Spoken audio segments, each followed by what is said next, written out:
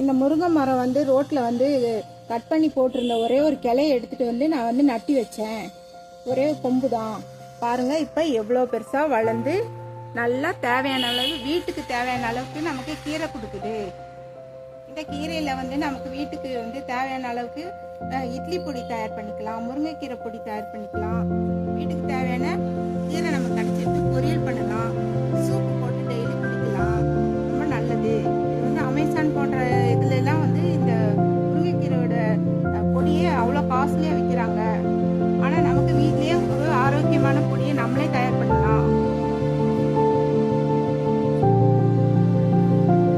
அதுக்கப்புறம் இப்போ வந்து நான் வந்து எங்கே முருங்கை கிளை கீழே கடந்தாலும் நான் வந்து கட் பண்ணி யாராவது போட்டிருந்தாங்கன்னா எடுத்துகிட்டு வந்து நட்டி வச்சுப்பேன். இப்போ நட்டி வச்சு பார்த்தீங்கன்னா அதுக்கடுத்து 2 மரம் வந்து நான் வந்து இப்போ வளர்த்துட்டேன்.